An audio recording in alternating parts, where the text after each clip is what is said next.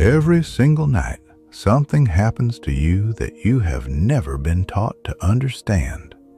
Not in school, not by your parents, not by any self-help book sitting on your shelf.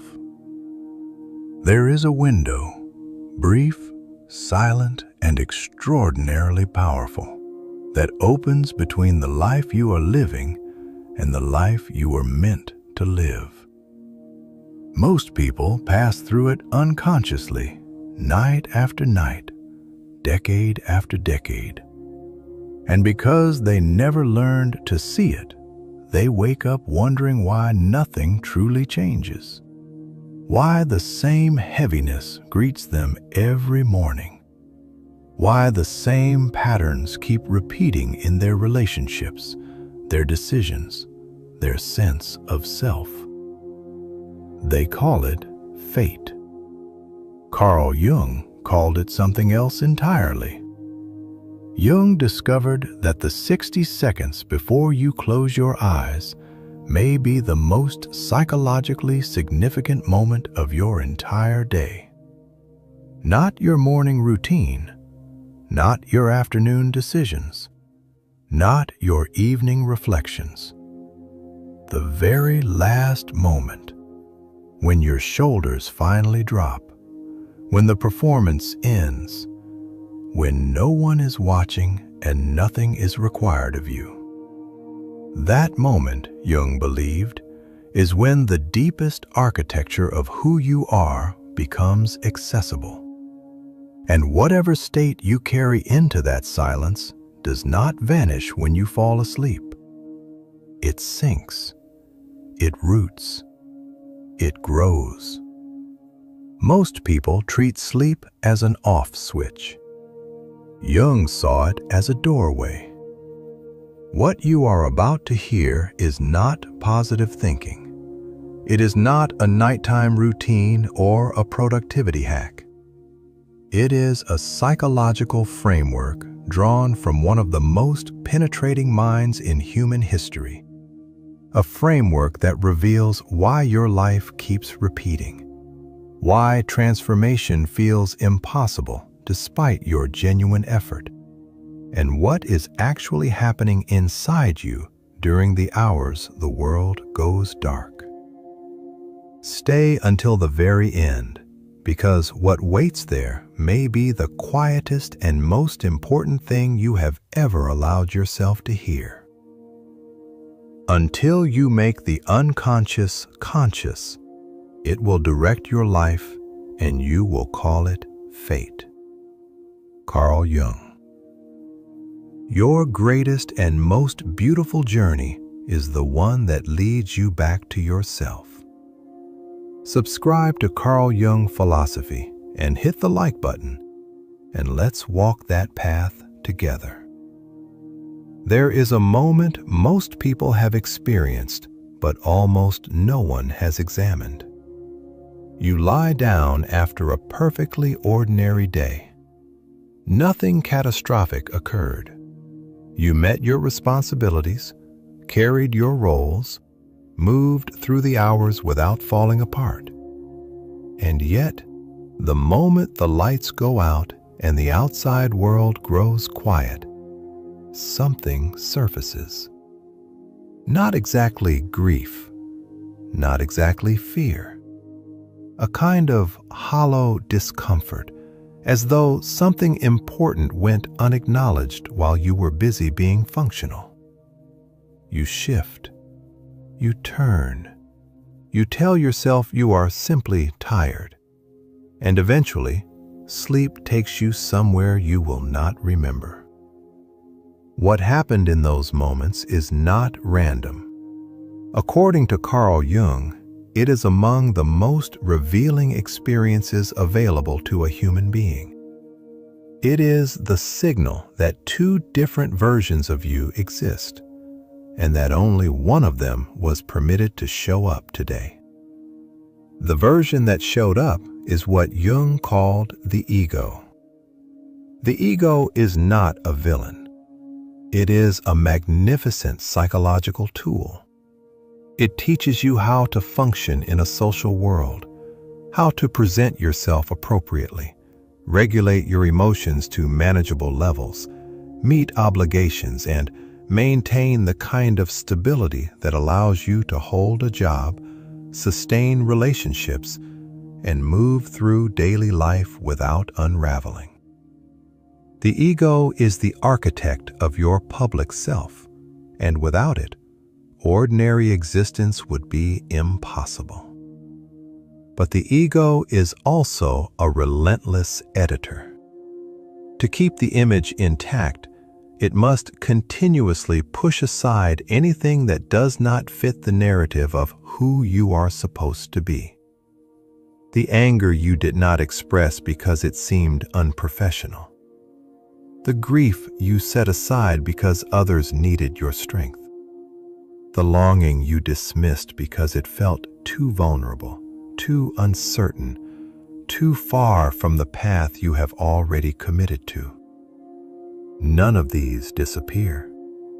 The ego does not delete them. It relocates them downward, inward, into the vast and largely unmapped territory Jung spent his entire career studying: the unconscious. During the day, you rarely feel the weight of what has been relocated. Life provides constant distraction: obligations, conversations, screens, sounds, the relentless forward momentum of a schedule. The ego has plenty of fuel to maintain its position as the central operator of your awareness. But at night, as the body exhausts itself and the outer world falls silent, the ego begins to run low. It does not collapse, it simply loosens its grip. And in that loosening, space opens up. The unconscious, which has been present all along, begins to move toward the surface. This is not a malfunction. This is not weakness. Jung was emphatic on this point. The unconscious is not a dark chamber of damage waiting to overwhelm you. It is the foundation of your entire psychological life. It holds what you have never fully lived, never fully understood, never allowed yourself to become. The discomfort you feel when you lie down and cannot immediately sleep is not anxiety without cause. It is the unconscious recognizing that it has been given a rare opening and beginning, carefully and without words, to speak. If you feel this recognition moving through you right now, that quiet sense that something in you has been trying to get your attention for longer than you have been willing to admit, drop the number 11 in the comments. In many traditions of consciousness study, 11 represents the threshold between what is known and what is waiting to be known. It is the signal of an awakening that has already begun. Let this community witness the moment you realized the door was always there. Jung spent years observing what happened when people began paying genuine attention to this threshold moment. What he found was consistent and striking. The people who were most outwardly composed, those who appeared the most in control, the most capable, the most stable, were frequently the ones who struggled most profoundly in the minutes before sleep. Not because they were broken, but because they had been so thoroughly committed to the ego's version of themselves that an entire dimension of their inner life had been left in silence for years. At night, when the performance ended, that dimension made its presence known. The unconscious does not communicate in logical sentences. It does not file reports or make arguments. It speaks through feeling tones, a sudden wave of sadness whose origin you cannot identify, a restlessness that has no rational explanation, a faint sense of wrongness beneath a life that appears, by every external measure, to be going well. If you dismiss these signals as fatigue or overstimulation, they will simply return the following night, and the night after that, not to punish you, but because the unconscious is extraordinarily patient. It will wait as long as necessary for the moment when you are finally still enough to hear it. This is the first truth that matters. The moment before sleep is not when your mind is most fragile. It is when your mind is most honest. The performance has ended. The rationalizations have exhausted themselves. What remains, that vague, unedited feeling lying beneath the surface, is closer to the truth of your inner life than anything you produced during the hours you spent trying to hold everything together. And if you begin to recognize that truth rather than turning away from it, you are standing at the very first threshold of a change that no amount of daytime effort could have reached on its own. When you begin to understand that the loosening of the ego is not a threat, but an invitation, something even more significant comes into focus. The night does not conclude your day. It extends it, quietly, invisibly, into the hours that follow. And the emotional state you carry across that boundary does not dissolve in the dark. It descends into deeper territory, where it continues its work long after your conscious mind has surrendered to sleep. This is where many people's sincere attempts at transformation quietly unravel. During the day, they are diligent. They set meaningful intentions, choose different responses, challenge old patterns of thought. They are genuinely trying. But when the day ends and they surrender to sleep, they carry with them the same unresolved emotional residue they have been carrying for years.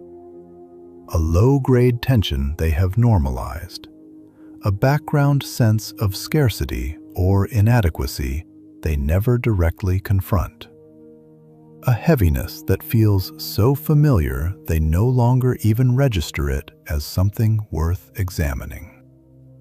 The unconscious, Jung emphasized, does not evaluate these states morally. It does not distinguish between states that serve you and states that limit you. It registers what is familiar. And what is familiar, it reinforces.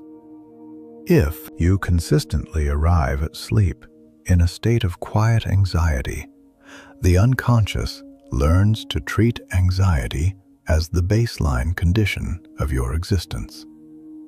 It does not do this to harm you. It does this because that is what it has been shown night after night is the ground you stand on. And so the next morning, before a single event has occurred to justify the feeling, that familiar weight is already present. You carry yesterday's emotional, unresolved material into today before today has even begun. This is why so many mornings begin with a heaviness that has no clear origin. Nothing new has happened, and yet your chest already feels contracted, your outlook already faintly shadowed, before you have had a single experience worth responding to. That is not a character flaw. That is the unconscious, faithful to what it has been given, continuing to shape the inner weather of your days. Jung described the unconscious as operating on a continuous stream. It does not divide existence into discrete units the way the conscious mind does. For the unconscious, there is no clear line between yesterday and today, no separation between the dream and the waking state, no moment when the emotional accounting of the previous hours is cleanly closed. What has not been emotionally resolved does not disappear when your eyes close. It retreats to a deeper layer, and continues exerting its influence on your intuition, your emotional reactions, and the subtle way you interpret the events of the following day. He once wrote that the dream is a small, hidden door in the deepest and most intimate sanctum of the soul. But that door, he was clear, does not lead to something foreign or invented. It leads to what is already present, the emotional and psychological material you carried into sleep, now being processed by a mind no longer constrained by the ego's constant need to manage and edit. Whether or not you remember your dreams, this processing occurs every night, and its effects are detectable every morning, not in dramatic ways, but in the texture of your first waking moments.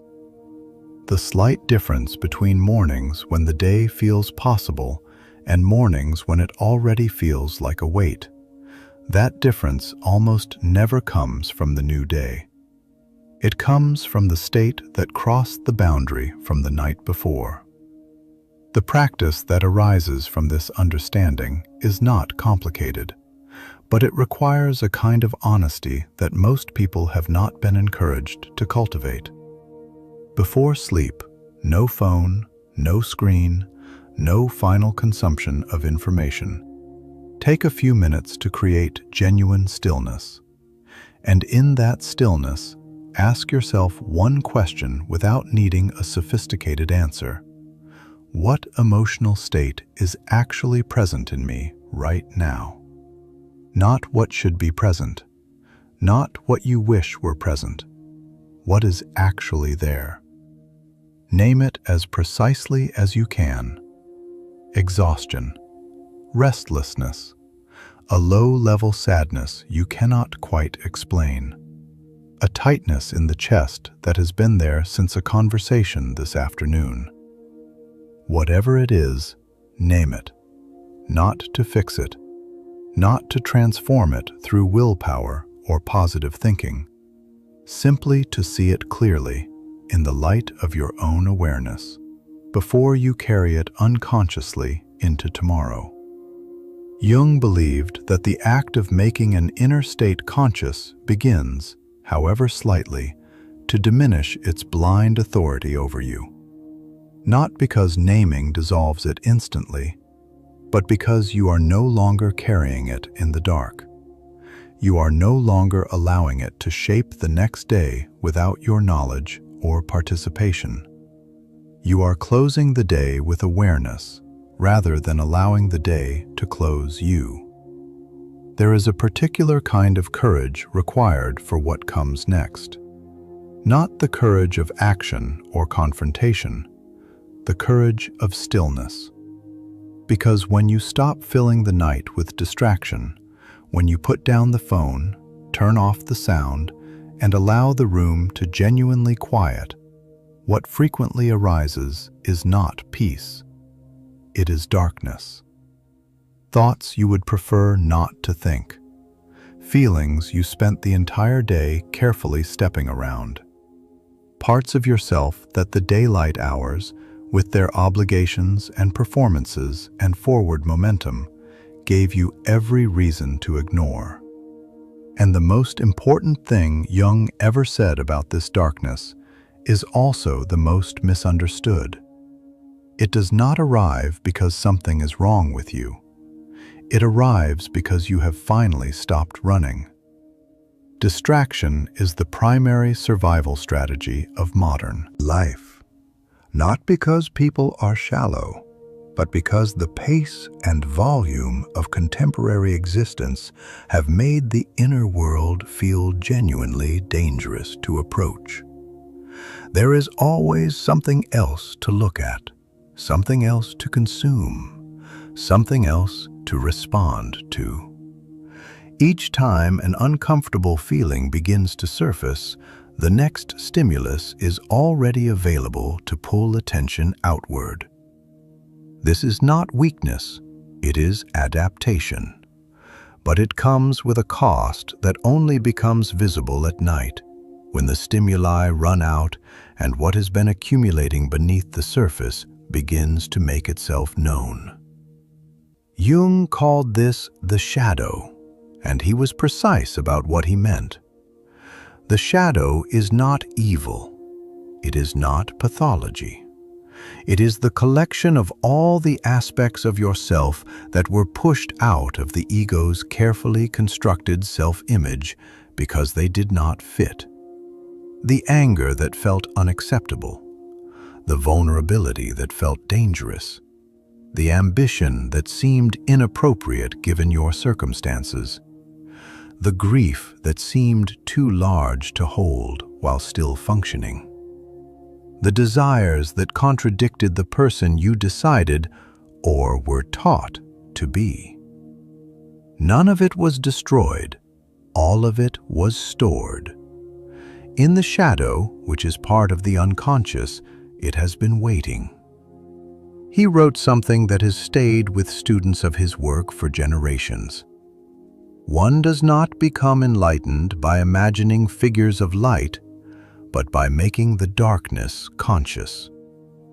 He was not encouraging anyone to sink into suffering or to romanticize negativity. He was making a precise psychological observation. What you refuse to acknowledge in yourself does not become less powerful. It becomes more powerful because it operates outside your awareness. The shadow does not need your permission to influence your decisions, your emotional reactions, your choice of partners, your relationship with authority, your capacity for intimacy. It acts regardless. The only question is whether you are conscious of it acting. When the lights go out and distraction is no longer available, the shadow does not suddenly appear from nowhere. It simply becomes visible for the first time that day.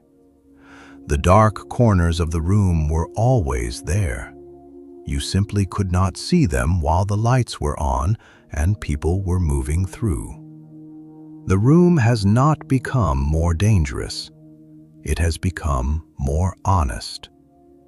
What Jung recommended was not an excavation project, not sitting down to systematically analyze every uncomfortable feeling with clinical detachment.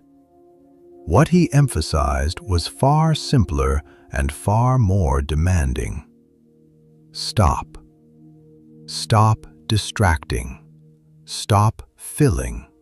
Stop running. When the shadow surfaces in those quiet nighttime moments, do not immediately reach for something to make it go away. Stay with it briefly. Acknowledge it without judgment. Recognize it, this too is part of me, without needing to understand it immediately, fix it immediately, or make it mean something catastrophic about your character. Behind every shadow element, if you are willing to remain with it long enough, there is a need that has never been fully acknowledged. A part of you that has been asking for recognition for years and receiving silence in return. The envy you feel is often the signal of a desire you have not allowed yourself to claim. The resentment is often the signal of a boundary you never learned to set. The fear is often the signal of a longing so deep you have protected yourself from it by pretending it doesn't exist. If you feel something shifting as you hear this, a recognition you cannot quite articulate but cannot quite dismiss, drop the number 777 in the comments. In quantum consciousness frameworks, 777 represents the frequency of deep inner alignment, the moment when what has been fragmented begins moving toward integration. Let this community see the moment you chose to stop looking away. The darkness does not appear to diminish you. It appears to be integrated. It wants to be brought into the light of conscious awareness, where it no longer has to operate from behind the scenes. And the moment before sleep, when the ego's control has softened and the inner world has grown quieter than at any other point in the day, is when this integration becomes genuinely possible. Not through effort, through presence. The willingness to stay with what is there for even a few moments without fleeing. When you are quiet enough to stop running from what the darkness contains, something else begins to happen. Something subtle enough that most people miss it entirely, yet influential enough that it shapes who you wake up as every single morning. The mind, no longer occupied with managing emotions or processing the day's external demands, settles into an image. Not a visual image necessarily, though sometimes that too. An inner image, a felt sense of who you are, how you stand in the world, what kind of person you are when everything else is stripped away. Jung understood that the human psyche does not primarily operate through logical language. The conscious mind prefers analysis, explanation, categorization. But the unconscious communicates through images and symbols. And the moment before sleep, when the conscious mind has grown too tired to dominate the field, the unconscious places something into the background of your awareness. A feeling image that answers a question you may never have thought to ask aloud. Who am I, really, when there is nothing left to maintain? That image, whatever it is for you, does not merely reflect your current state. It shapes the person you will wake up as. It functions as what Jung called an attitude toward life, the invisible template through which every experience of the following day will be filtered and interpreted. Two people can wake into identical circumstances and respond in entirely different ways, not because of different levels of willpower or different levels of positivity, but because their unconscious background image, the one silently running beneath every waking moment, is different. Consider what image you typically carry into sleep. Not what you tell yourself about your life during the day, but the image that arises in those unguarded final moments. Are you always slightly behind? Always carrying something no one else seems to carry? Always trying, but never quite arriving? Or is the image something different? Movement, even without a clear destination. A sense that the ground beneath you, however uncertain, is genuinely yours. You may not be able to answer immediately. The image operates below deliberate thought. But if you pay attention over the coming nights, if you allow yourself to notice, without judgment, what feeling is present in those final waking moments, the image will begin to reveal itself. And when it does, you will understand something about the emotional weather of your mornings that no amount of morning routine or motivational content has been able to explain.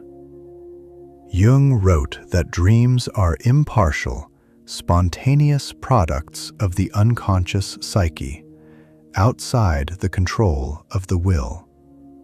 The images that arise before sleep operate by the same principle. They are not what you decide to feel.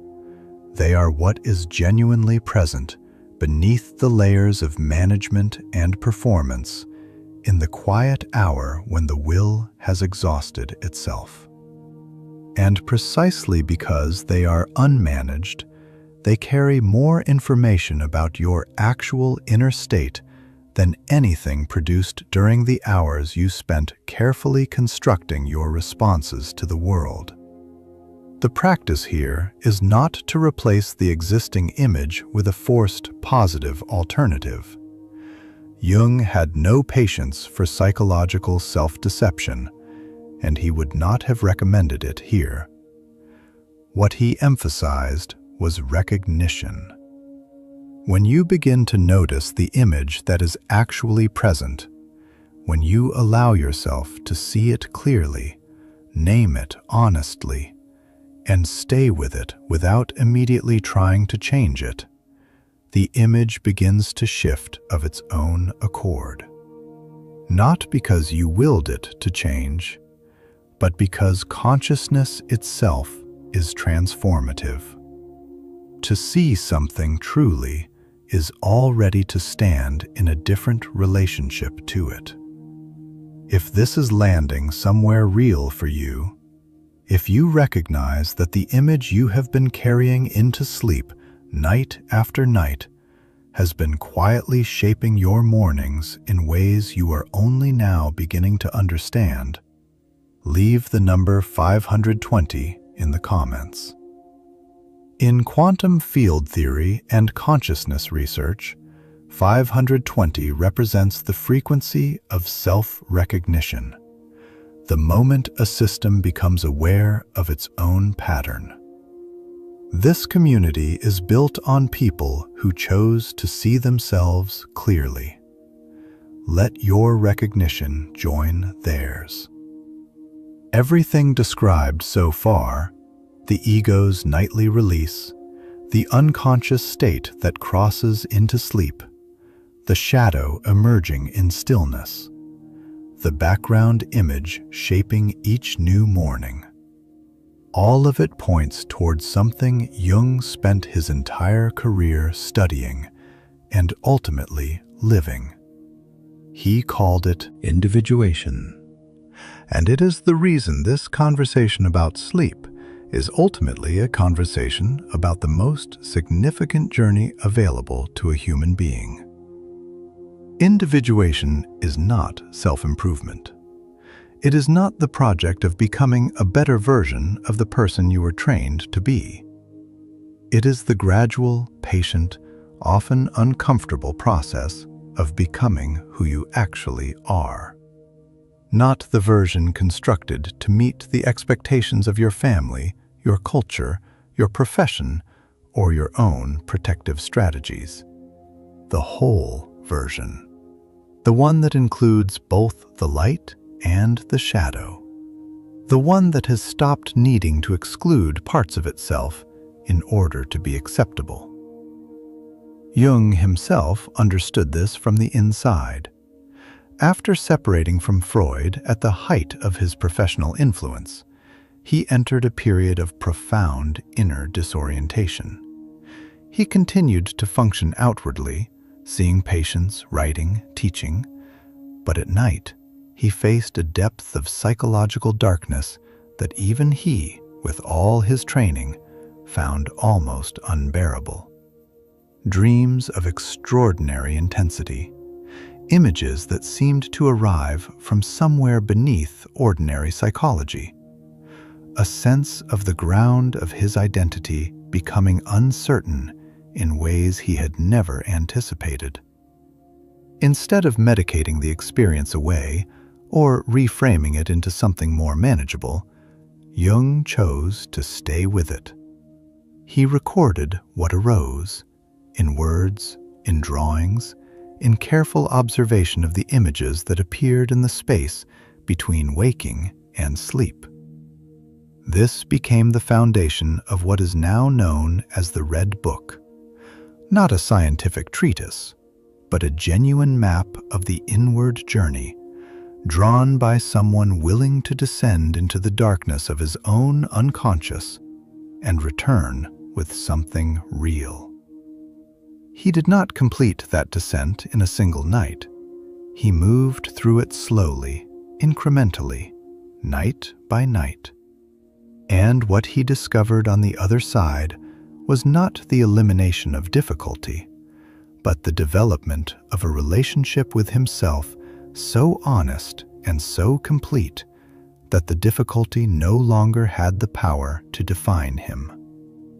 He became, over time, more entirely himself. This is what the nightly journey is ultimately in service of. Not better sleep, not improved productivity or more optimistic mornings, though these may come as secondary effects. The deeper purpose is the gradual, quiet accumulation of moments in which you are genuinely present with yourself. No performance, no audience, no agenda. Moments in which the person behind all the roles is allowed to simply exist, breathe, and be recognized by its own awareness. Modern neuroscience has arrived at a parallel understanding through entirely different means. When the brain is no longer being continuously stimulated by external information, the default mode network, the system associated with self-reflection, memory consolidation, and the integration of disparate experiences, becomes significantly more active. The brain, when finally allowed to slow down, begins reconnecting fragments of experience that were processed separately during the day's rapid forward movement. Sleep, and particularly the liminal minutes immediately preceding it, is the natural environment for this integration. Not to fix anything, to bring the scattered pieces back into contact with one another. Jung wrote, near the end of his life, a sentence of remarkable simplicity. The privilege of a lifetime is to become who you truly are. Not to achieve, not to be recognized, not to resolve every difficulty or reach every aspiration. To become yourself, fully, honestly, without the constant subtraction of the parts that were deemed inconvenient or unsafe. That becoming does not happen in a single dramatic moment of awakening. It happens in the accumulation of small, quiet, honest moments, most of them invisible to anyone else, many of them occurring in the dark, in the silence, in the space between one day and the next. The final practice is this. Before sleep tonight, place one hand gently over your chest. Feel the breath moving beneath it, rising, falling, steady and real. Do not attempt to alter what is present. Do not reach for a better state or resist the state that is already there. Simply remain. Allow whatever is genuinely present, the exhaustion, the unresolved tension, the faint sadness, the unexpected softness, to exist in your awareness without needing to be fixed or explained. This act of quiet presence, repeated night after night, is not passive. It is among the most active things a human being can do. It is the practice of becoming real to yourself. You will not notice the change immediately. Transformation at this depth does not announce itself. But over weeks, over months, something will begin to shift in the texture of your experience. You will find yourself responding more slowly to things that once triggered immediate reactions. The compulsive need to prove that you are fine will ease, slightly, then more noticeably.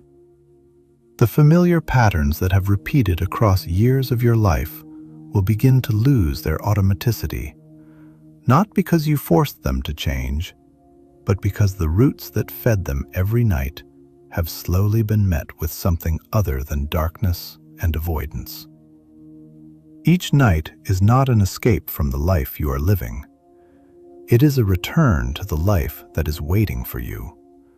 A return to the self that does not need to be performed, justified, or defended. A self that is, beneath all the accumulated layers of adaptation and protection, still entirely intact, still waiting, still, in its quiet way, calling you home. The question has never been whether you are capable of this journey.